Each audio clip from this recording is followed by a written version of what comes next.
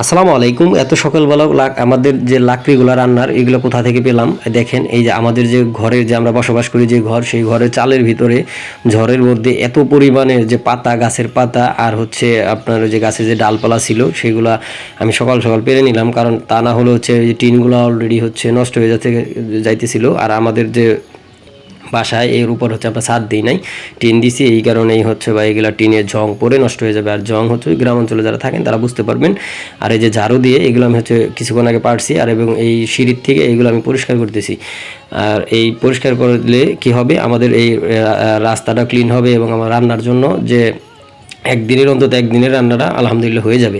আর এতটা মশমশা, এতটা কি বলে এই শুকনো এগুলা যে পড়তে অসুবিধা হবে না, সাথে সাথে জ্বলবে ইনশাআল্লাহ। কারণ বৃষ্টি হচ্ছে আর 2 দিন আগে, কারণ এই 2 দিনে যে প্রচণ্ড রোদে এটা শুকিয়ে গেছে, এই কারণে হচ্ছে আমি আজকে পেরে নিলাম। আর পেরে আর এগুলো হচ্ছে এই কিছুক্ষণের মধ্যে এই রান্না বান্নার কাজে ব্যবহার করা হবে। সেগুলো হচ্ছে আপনার গ্রাম অঞ্চলের যে মহিলা আছে, আপুগুলো আছে, তারা হয়তো বা জানতে পারবেন বা তারা এগুলো করে থাকেন। আর শহরে এগুলো আসলে জানবেন না। আর এতগুলো হয়েছে, আমি ওগুলো পাড়ার পরে ঝাড় দেওয়ার পরে একসাথে করার পরে দেখেন আলহামদুলিল্লাহ অনেক হয়েছে, সুবহানাল্লাহ। এখন হচ্ছে রান্নার জন্য প্রস্তুত করা হবে। আসসালামু আলাইকুম।